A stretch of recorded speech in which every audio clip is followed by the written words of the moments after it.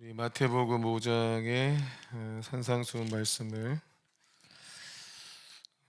보겠습니다. 우리가 지난 팔복 말씀 나눴는데 13절부터 보면 너희는 세상의 소금이니 소금이 만일 그 맛을 잃으면 무엇으로 짜게 하리요 후에는 아무 쓸데없어 다만 밖에 버려져 사람에게 밟힐 뿐이니라.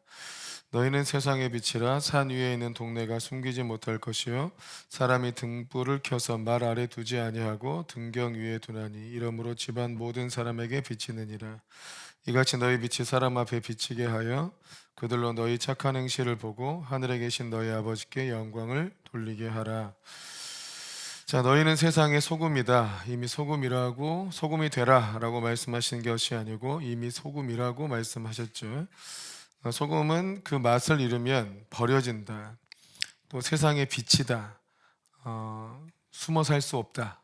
어차피 이렇게 등경 위에 켜서 등불을 켜서 말 아래에 두지 않고 등경 위에 둔다. 그래서 모든 사람이 우리의 행실을 볼 수밖에 없다.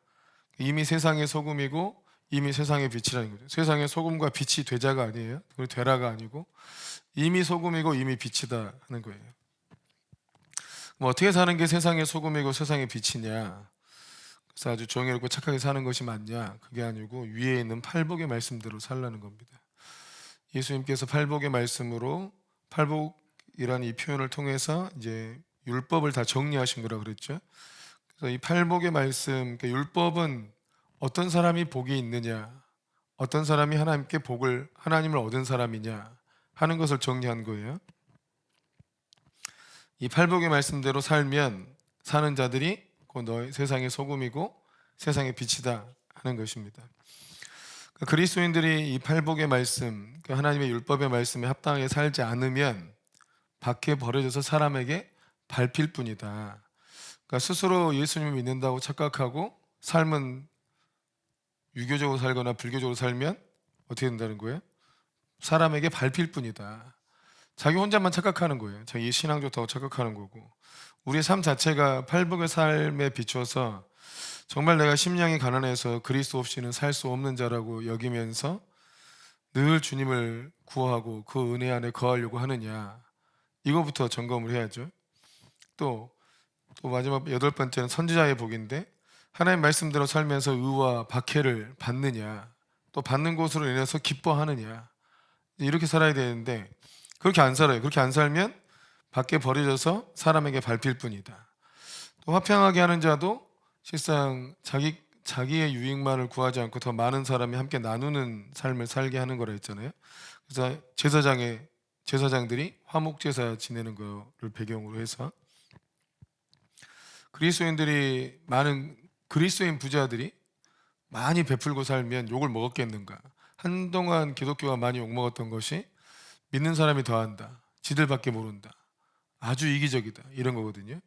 그리스도인이 이기적이면 구원받지 못한 상태일 가능성이 높아요. 자기들끼리만 산다 그러면 그것도 마찬가지고, 그 한국 교회는 구원받지 못했든지 아주 미숙하든지 그게 문제였다는 거죠. 그러니까 그리스도인 하나님 백성이 됐다 해도 하나님 백성이 되면 이미 세상의 소금인데 그 맛을 잃어버리면 쓸데가 없어서 밖에 버려지고 사람에게 밟히게 된다는 거. 또 우리는 감추어져서 살 수 없어요. 이미 세상에 비치기 때문에 하나님께서 등불을 말 위에 둬요. 등경 위에 둬서 어둠을 밝히잖아요.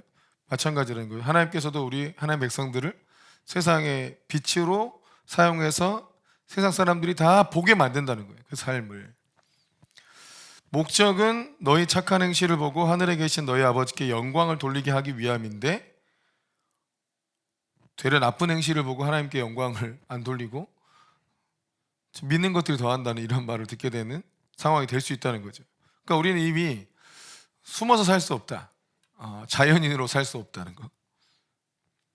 세상에 비치기 때문에. 그래서 하나님의 말씀에 순종해서 사는 길 외에는 없다는 거예요. 또 이제 17절부터 보면 내가 율법이나 선지자를 폐하러 온 줄로 생각하지 말라. 폐하러 온 것이 아니요 완전하게 하려 함이라 라고 이 말씀을 하셨는데, 이 말씀을 하신 이유가 뭐냐면 그 당시 율법이나 선지자, 그러니까 그 당시 종교 지도자들이 가르치던 율법의 말씀과 주님께서 다르게 말씀을 하시기 때문이에요. 그래서 사람들이 많이 이렇게 율법이나 선지자를 폐하러 왔다라고 이제 거짓 주장을 한 거죠. 또 사람들이 이해를 못한 거죠. 근데 중요한 것은 자 19절 말씀 보면 누구든지 이 계명 중에 지극히 작은 거 하나라도 버리고 또 그같이 사람을 가르치는 자는 천국에서 지극히 작다 일컬음을 받을 것이고 누구든지 이를 행하며 가르치는 자는 천국에서 크다 일컬음을 받을 것이다. 그 하나님의 말씀을 바로 가르칠 뿐만 아니라 그 말씀대로 살아야 한다는 거예요. 그러니까 가르치기만 하고 그 말씀대로 살지 않는 사람들은 천국에서 지극히 작다. 근데 천국에서 큰 자는 말씀대로 가르치고 그 말씀대로 사는 자라는 거죠. 근데 그 당시에 종교 지도자들은 뭐였어요? 너희의 의가 종교 지도자들은 뭐였냐면 그들이 말하는 건 듣되 그들의 행실은 배우지 말라고 하셨으니까 가르치는 거는 율법을 가르칠 수 있는데 삶은 전혀 하나님 말씀에 합당히 살지 않았다. 그래서 그들을 따르지 말라고 하신 겁니다. 또 20절 말씀 보면 내가 너희에게 이르노니 너희의 의가 서기관과 바리새인보다 더 낫지 못하면 결코 천국에 들어가지 못할 것이다. 우리의 의가 그러니까 의는 뭐냐면 하나님 말씀에 순종하는 게 의예요. 서기관들과 바리새인들의 의가 있겠죠. 그 서기관들과 바리새인들의 의로는 절대 천국에 들어갈 수 없다는 거예요. 그들은 그럼 우리는 서기관들과 바리새인보다 더 의롭냐? 그럼 서기관들과 바리새인들의 의라는 건 도대체 뭐냐? 그게 율법은 가르치는데 율법대로 살지 않는 것. 그게 서기관들과 바리새인들의 의예요. 근데 그들이 율법의 말씀대로 살지 않았다. 그럼 정말 이들이 온갖 죄를 다 짓고 살았냐? 그렇지 않아요. 그 이제 이후에 그걸 설명을 해주는 거죠. 21절에 보면 살인하지 말라 누구든지 살인하면 심판을 받게 되리라 하였다는 것은 너희가 들었으나. 자, 21절에 이 말씀 살인하지 말라 누구든지 살인하면 심판을 받게 되리라 하였다는 것을 너희가 들었으나 이렇게 가르치는 것이 서기관과 바리새인들의 의입니다. 살인하면 심판을 받게 된다. 이게 서기관들과 바리새인들의 의라고요. 근데 하나님 말씀은 뭐냐? 형제에게 노하는 자마다 심판을 받는다. 형제에 대하여 라가라 하는 자는 공회에 잡혀간다. 미련한 놈이라 하는 자는 지옥불에 들어간다가 하나님 말씀이에요. 그러니까 형제를 미워하기만 해도 바보라고 멍청하다고 미련하다고 라고 말하기만 해도 지옥불에 들어간다는 게 하나님 말씀이에요. 미워한다는 이제 마음으로 지은 죄마저도 지옥불 들어간다는 거죠. 이게 하나님 말씀이고 서기관들과 바리새인의 의는 살인하면 심판받는다 하는 게 서기관들과 바리새인들이 가르치는 그들의 의고 하나님 말씀은 22절의 말씀인데 이 종교 지도자들은 그렇지 않아. 마음으로 미워하는 거나 미련하다 하고 바보라 하는 거는 괜찮아. 마음에서 하고 혼자 한 말인데 뭐 어때? 또 그렇게 말할 수도 있지. 그러나 사람이 죽이지 않으면 돼 라고 가르친 거예요. 이게 천국에서 지극히 작은 자들이죠. 하나님 말씀대로 가르치지도 않았고 또 하나님 말씀대로 순종하지도 않는 거죠. 또 더 가면 예물을 드릴 때 예배 드릴 때 형제에게 원망 들을 만한 일이 생각나면 예물을 제단 앞에 두고 가서 형제랑 먼저 화목하고 와서 예물을 드려라. 왜냐하면 하나님께서 받지 않으신다는 거예요. 형제를 미워하는 마음을 갖고 있거나 판단하는 마음을 갖고 있거나 뭔가 형제한테 잘못한 게 있어서 생각났어. 사과할 일이 생각났어. 근데 그걸 덮어두고 그냥 예배 드린다. 하나님께서 예배를 받지 않으실 거라는 거죠. 너를 고발하는 자와 함께 길에 있을 때 급히 사화해라. 그 고발하는 자가 너를 재판관에게 내어주고 재판관이 옥리에서 내어주어 옥에 가둘까 염려하라. 내가 한 푼이라도 남김없이 다 갚기 전에는 결코 거기서 나오지 못하리라. 그러니까 하나님의 말씀은 형제들과 서로 사랑하고 화목하는 것을 굉장히 중요한 믿음의 지표로 보고 있어요.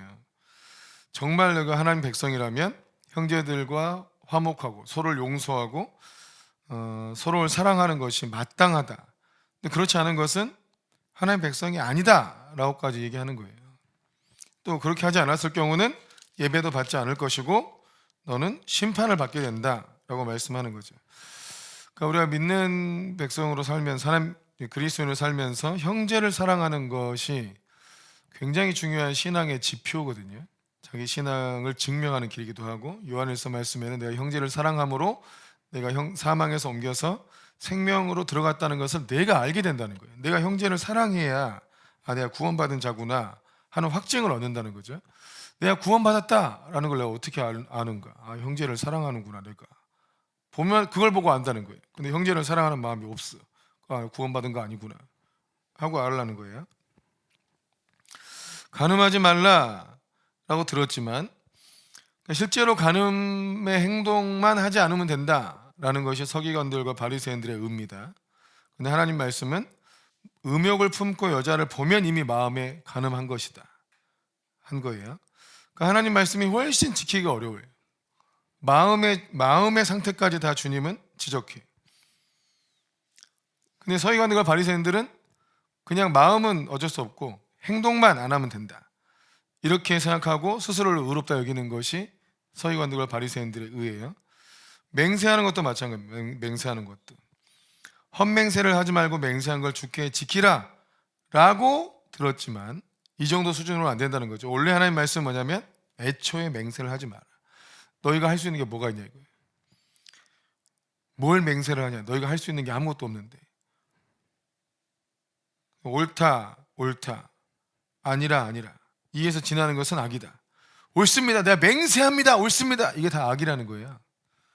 절대 아닙니다. 내가 뭘 걸고 맹세하겠습니다. 그것도 다 악이라는 거죠. 옳으면 옳다고 아니면 아니라면 되지. 뭘 맹세를 하는 거죠. 나보다 더 높은 것을 놓고 맹세를 해야 되는데 그거를 내가 주관할 수 없잖아요. 아무것도 내가 주관할 수 없어. 내 생명을 걸고 합니다. 내가 죽고 사는 것도 내 뜻대로 되는 게 아닌데 뭘 걸고 맹세하냐 이거예요. 그러니까 아무 맹세도 하지 마라. 또 눈은 눈으로 이는 이로 갚으라 하였다는 것을 너희가 들었지만 악한 자를 대적하지 말아라. 자, 눈은 눈으로 이는 이로 갚아라 하는 것이 이제 서기관들과 바리새인들의 의예요. 그러니까 보복해라 한 거예요. 보복해라. 그러나 주님의 말씀은 악한 자를 대적하지 마라. 오른편 뺨을 치면 왼편 뺨도 돌려대고 속옷을 가지고자 하면 겉옷까지 내주고 억지로 오리를 가게 하면 그 사람과 심리를 동행해주고 구하는 자에게 주고 내게 꾸고자 하는 자에게 거절하지 마라. 요게 이제 하나님의 말씀이에요. 쉽지 않아요? 이 말씀에 순종하기가.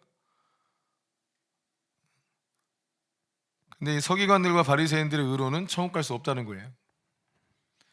하나님 말씀을 따르는 의여야지, 하나님 말씀에 순종할 수 있는 의로움이어야지 천국에 들어갈 수 있다는 겁니다. 또 내 이웃을 사랑하고 내 원수를 미워하라 라고 서기관들과 바리새인들은 가르치지만 원수를 사랑하고 너희를 박해하는 자들을 위해서 기도해라, 그렇게 하는 것이 하나님 백성의 의로움이다 라고 말씀하신 거죠. 그러니까 너희를 사랑하는 자만 사랑하면 무슨 상이 있겠느냐. 세리도 이같이 한다. 너희 형제에게만 무난하면 남보다 더하는 것이 무엇이냐. 이방인도 그렇게 한다. 그러니까 하늘에 계신 너희 아버지의 온전하신 것 같이 너희도 온전해라.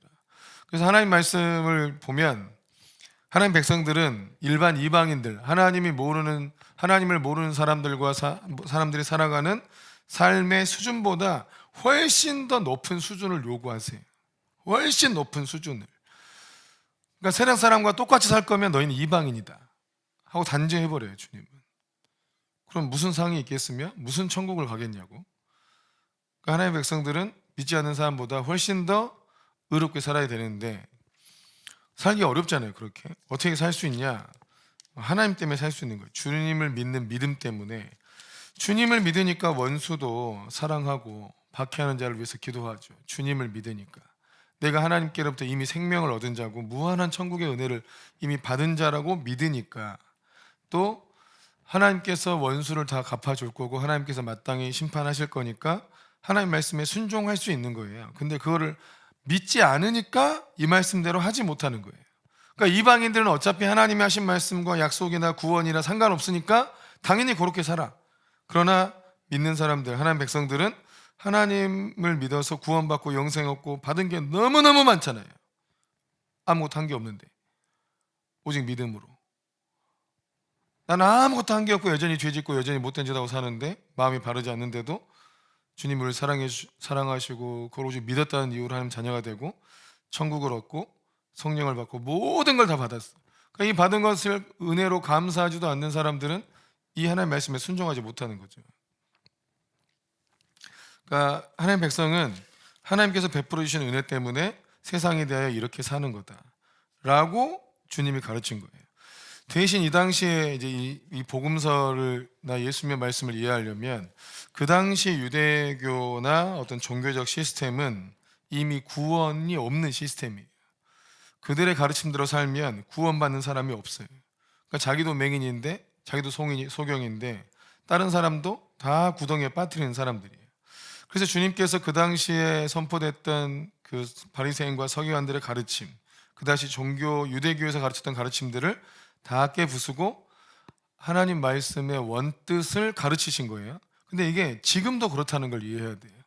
지금도 한국교회 안에서 그냥 팽배하게 가르쳐져 오는 어떤 종교적 전통과 관습, 그리고 그냥 어떤 말씀에 대해서 이건 이런 뜻이야 라고 그냥 설명해버리는 것들이 없지 않아 있어요. 잘못 이해하고 있는 신앙적 패턴이 많다는 거죠. 그거는 구원에 이르게 할 수 없는데 그렇게 해야만 구원받는다고 착각하는 거예요. 어떤 사람은 새벽기도를 꼭 해야만 구원받는다고 생각해. 그걸 자기의 의로 삼아요. 새벽기도 갔다 와서 자존심 다 두드러 패요. 새벽기도도 안 나오는 것들 하고 성도들을 무시하고 이럴 수 있잖아요. 그것 있어요 실제로. 말씀을 열심히 읽는 것도 좋지만 그 말씀대로 살지도 않고 말씀 이해도 안 되는데 뭐하러 읽어요? 어떻게 보면. 근데 말씀을 읽었다는 것 자체로 교만해질 수가 있어요. 그러니까 하나님의 말씀은 뭐냐? 주님을 만나는 통로가 되는 거죠. 주님을 만나는 통로가. 그리고 내 삶을 하나님의 말씀으로 바꾸는 이 거울이 돼야 되는데 그건 안 되고 지식만 쌓이거나 지식도 없는데 했다는 그 행위 자체로 그냥 자기 의를 삼는 경우가 생길 수 있어요. 그것도 문제가 돼요. 그러니까 너무 강조하지 않으면 그것도 안 하니까 강조를 해야 되는데 하라고 강조하면 그거 했다고 의로워질 수 있어요. 그걸 자기 종교적 의로 삼는다 이거죠. 그 중요한 거는 본질을 잘 생각해야 돼요. 그런다고 안 가르치면 또 안 되니까. 본질은 뭐냐면 성경 말씀은 묵상하고 내 삶이 바뀌어, 내 마음이 바뀌고 삶이 바뀌어야 되고 믿음이 자라가는 게 핵심이에요. 성경을 내가 100번을 읽었는데 믿음이 조금 자랐다. 그러면 겸손해져야죠. 나는 100번을 읽었는데 믿음이 이거밖에 안 자라는구나. 그러니까 믿음이 자라고 주님과 주님의 말씀에 내가 얼마나 순종하는 삶으로 전환됐느냐를 더 봐야 돼. 내 마음과 삶이 얼마나 이 팔복의 말씀에 더 합당하게 바뀌고 있는가를 봐야지. 팔복의 말씀으로 바뀌고 있다. 그럼 그것도 자기 힘이에요? 아니죠. 하나님의 은혜의 힘이에요. 그러니까 한 번 읽어서 되면 은혜가 크니까 감사하고 100번 읽어서 좀 됐으면 100번이나 읽었는데 이제 되니까 그래도 은혜로 감사해. 내 힘으로는 안 되는 거구나. 그러니까 성경을 읽으면 읽을수록 자기 자신이 낮아지고 겸손해지고 주의 은혜를 구하게 되는 수밖에 없어요. 그런데 이게 그런 열매로 안 나타나면 잘못 읽은 거예요. 자기 행위를 그냥 의로 삼아버리는 꼴이 된다고요.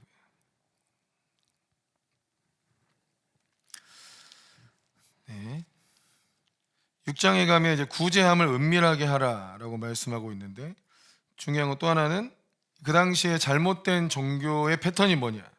핵심은 외식이에요, 외식. 그 외식이 뭐냐? 밖에 가서 식사하는 게 아니고 이걸 정말로 물어봤어, 누가? 왜 외식하지 마라 그래요? 밖에 나가서 식사하면 안 돼요? 이렇게 물어봤어요. 네. 다행이죠. 애들이 물어봐서. 어른이 물어봤으면 진짜 충격이었을 텐데 다행히 애들이 물어봤어요. 왜 밖에 나가서 식사하면 안 되냐고. 그 외식이 아니다. 그런 상태면 도대체 성경을 읽으면서 어떤 생각을 할까 싶은 생각이 들더라고요. 외식하지 말라를 밖에서 식사하지 말라로 이해하고 있는데. 아무튼 자, 그 당시의 신앙의 패턴에 그 당시뿐만 아니라 오늘날도 똑같아요. 사람에게 보이려고 하는 신앙, 이건 다 상이 없다. 이건 개인적으로만 봐도 그러네. 개인적으로 사람한테 인정받고 사람한테 뭔가 된 것처럼 신앙생활을 하는 거. 경건 생활을 그렇게 할 수 있어요. 자기한테 이제 물론 그런 과정을 거쳐서 결국은 자기 삶에 스며들게 해야 되는데 또 내가 자꾸 막 성경 많이 읽고 큐티 많이 하고 막 기도 생활 많이 하면 자꾸 내 안에 외식하는 마음이 드니까 안 해야겠어. 이것도 문제죠. 그걸 좀 하니까 그나마 외식하는 마음도 드는 거야. 그러니까 그 과정을 뛰어넘어야 된다고 하면서 외식하는 마음, 내가 왠지 주님을 사랑하는 마음으로 사는 것보다 나 그냥 나 기도했어, 쟤 그래도 어제 나보단 나, 이건 괜찮아요. 쟤보다 나 이러면 안 돼. 성경을 덜 읽은 쟤보단 내가 더 낫지, 이렇게 생각하면 안 돼요. 어제 나보다 나 이렇게 생각하세요. 자기 자신과 비교해. 자기 자신과 다른 사람에게 보이려고 하지 말고. 구제할 때 외식하는 자가 사람에게서 영광을 받으려고 회당과 거리에서 하는 것처럼 너희 앞에 나팔을 불지 말라. 나팔을 불어서 우리 기도한다고 선포하고 다녀, 와 이러면서. 그러니까 이 외식하는 것을 주님이 굉장히 경계하고, 그들은 자기 상을 이미 받아서 나는 그들에게 아무것도 안 해줄 거라고 말씀하고 계시고, 구제함을 은밀하게 하라고 말씀하시고 너희 아버지께서 갚아주실 것이다. 그죠? 자꾸 사람을 의식하게 돼요. 사람을 의식하지 않도록 항상 조심해야 돼요. 우리가 뭔가 헌신을 하고도 사람에게 의식을 하게 되니까, 그러면 내가 헌신했는데 왜 하나님은 아무것도 안 해주지? 이미 상을 다 받았다니까요. 사람에게 칭찬받으면 이미 상을 다 받은 거예요. 그래서 주님은 아무것도 안 해주겠다는 거예요. 5절에도 너희가 기도할 때 외식하는 자와 같이 하지 말라. 그들은 사람에게 보이려고 회당과 큰 거리 어귀에서 서서 기도하기를 좋아한다.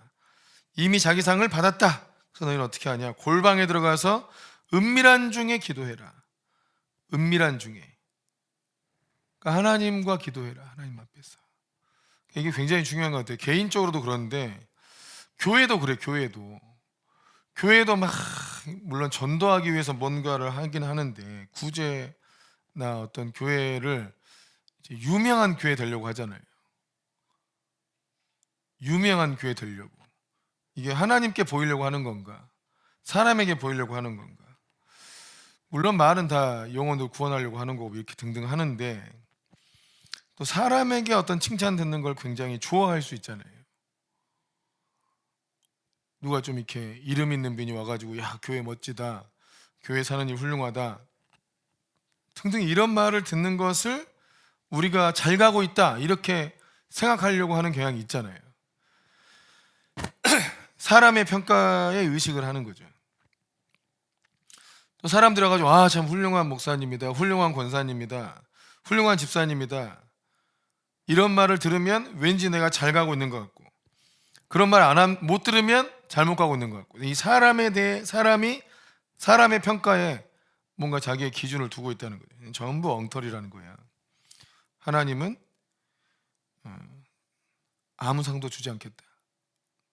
이거 사람에게 보이려고 하는 거면, 그리고 사람에게서 받았으면 아무것도 주지 않겠다. 이게 무서운 일입니다. 그래서 전 굉장히 고생하고 수고했는데 그에 대한 보상이 없어. 왜 없어요? 사람에게서 이미 상을 다 받았으니까요. 그러니까 우리가 어려운 상황 가운데 순종하고 애쓰고 하나님 여전히 믿고 이럴 수 있어요. 누가 칭찬 안 해. 그거 보고 잘 되지 않았기 때문에 겉으로 보이는 게. 그러니까 어려운 중에 막 겸손히 순종하고 그래도 인내하면서 막 이러고 사는 사람이 있어요. 남모르는 시간에 와가지고 기도하고 속아리하고, 그러나 주님을 여전히 믿고, 그걸 누가 와가지고 칭찬하냐고. 아무도 안 해요. 근데 그걸 하나님께서 갚으시는 거죠. 그건 하나님께서 갚으신다. 그리고 하나님께서 이제 기도할 때도 이방인같이 중언부언하지 말아라. 말을 많이 해야 들으시는 줄 아는데 그렇지 않다는 거. 그리고 주기도문을 주님께서 이제 알려주셨어요. 그럼 주기도문만 열심히 많이 해도 기도를 많이 합니다. 또 기도할 때 주기도문 따라서 기도해도 돼요. 하늘에 계신 우리 아버지요 하나 해놓고 계속 그 말씀 묵상하면서 계속 이제 기도할 수 있어요. 이름이 거룩히 여김을 받으시오며 해놓고 그 의미를 생각하면서 계속 기도할 수 있어요. 그래서 어떻게 기도해야 할지 모르겠으면 일단 주기도문으로 기도하면서 기도문을 여는 것도 괜찮습니다. 꼭 이게 마지막에 마무리하려고 쓰는 기도가 아니고 오히려 처음에 기도할 때 쓰면 좋아요. 처음에 기도할 때도 이제 우리는 방언하는 사람들 방언해버리면 상관없는데 방언도 안 나올 때 있잖아요. 그럼 그때 뭐 하시라고요? 주기도문 하시라고. 최고의 기도예요. 주님이 알려준 기도니까. 최고의 기도. 신앙 어린 사람들이나 하는 기도가 아니고 진짜 최고의 기도가 주기도문이에요. 또 금식할 때 슬픈 기색 보이지 말아라. 금식할 때 엄청 막 몸이 힘들어지고 막 이렇게 자기 금식한다고 티 다 내는 사람도 있잖아요. 일부러 얼굴을 흉하게 머리도 안 감고 다니고 막 얼굴 아주 지저분하게 다니면서 왜 그러고 나 금식 중입니다. 막 이렇게 이러고 다니는 사람도 있어. 이미 자기 상을 받았다. 금식할 필요 없다 이거죠. 금식한 걸로 다 끝났어. 이미 그 상을 다 받았어요. 어떻게 해라? 사람들이 금식하는 줄 모르게 해라. 모르게 해라. 사람들한테 무슨 좋은 평가 들으려고 하질 말아라. 이거는 우리 삶의 기준이 뭐냐? 사람한테 인정받으려고 하지 말아라. 하나님께 인정받으려고 해라. 교회도 똑같다니까. 이게 개인만 생각할 게 아니라니까요. 우리가 목회하는 입장에서 교회를 생각하면 우리 교회가 좀 사람들한테 유명해지고 지역사회에 유명해지고 막 뭔가 사람한테 이거에 많이 목매여 있어. 사실상 많은 목회자들이 또 그렇게 돼야만 또 목회자를 세계에서 막 인정받아야만 좋은 교회라 생각하는 경향이 있는 것 같아. 이게 분위기가 다 그래요. 사람한테 알려지는 걸 되게 중요하게 여긴다 이거죠. 싹 버립시다. 이게 다 허망한 것이고 헛된 것이구나 하는 걸 싹 인정하고 다 버려야 되고 하나님께서 인정하는 것이 최고다. 사람들이 뭐라 하든 하나님 말씀에 순종했고 하나님께서 착하다 충성된 종이다 하면 그게 최고의 상급인 줄 알아야 되고 또 하나님께서 그냥 내가 너와 함께한다 인정한다 그러면 그게 최고인 줄 믿어야 돼요. 하나님께 이런 감동의 어떤 응답 받는 거는 그냥 다행이네 싶은 정도고 어떤 사람이 와가지고 인정해주면 확 이렇게 마음이 나 잘 살았어 오케이 내 저보다 낫지 뭐 이런 생각이 드는 경우가 있는 것 같아. 그러지 마십시다. 이럴 수도 있어. 사람에게 또 인정받는 신앙의 중요한 기준 중에 하나가 높은 자리에 가는 거, 인생 잘 풀리는 거, 돈 많이 버는 거, 또 뭐 큰 뭔가로 하는 거. 그러면 이게 사람들한테도 내가 인정받았다고 생각하는 것 같아요. 큰 착각이라는 거. 여러분 주님의 말씀이 그 말씀이 임하고 말씀이 그 선포되면 그 자체가 하나님의 인정이에요. 마지막 심판 때 주님이 착하고 충성 말씀만 하세요. 말씀만. 그리고 천국을 주는 거지. 그 말씀이 결정된 거예요. 말씀이. 그러니까 하나님께서 우리에게 어떤 말씀 주시냐 그게 굉장히 중요한 거. 그걸로 이제 모든 걸 다 누려야 돼 사실상. 아멘이시죠. 그래서 주님께서 이 실상 복음서를 잘 이해하려면 그 당시에 종교가 많이 부패하고 그 당시 종교적 가르침이 완전히 성경에서 떠나 있었다. 그래서 주님은 성경의 원뜻을 가르치려고 하신 것이다.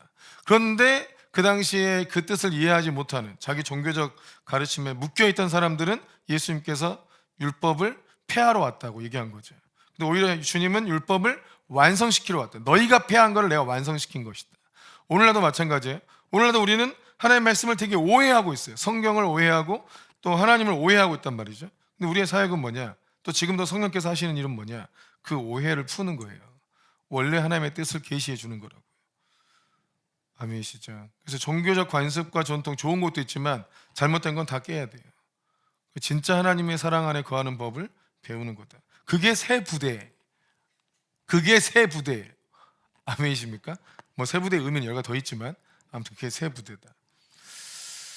네, 기도하겠습니다. 오늘도 우리 필리핀 선교회 위해서 계속 기도해 주시고 팀을 위해서 그리고 현장에서 오직 성령께서 역사해 주시도록 기도해 주시고 나라와 민족을 위해서 기도하는데 다행히 우리 주일날 저녁이었나요? 그때도 대한민국이 다시 일어날 것이다. 또 주님이 말씀 주신 것으로 인해 참 위로가 되는 것 같아요. 이 나라를 주님 버려주지 않고 정말 좌파적 세력들이 완전히 다 심판을 받고 정말 주를 의롭게 찾는 자들이 높임을 받는 그런 나라가 되도록 기도해 주시면 좋겠고 또 무엇보다 교회 안에서 여전히 믿음의 연단과 또 남모르게 고난 속에서 기도하는 시대들이 있습니다. 그들을 위해서 좀 기도하시면 좋겠습니다.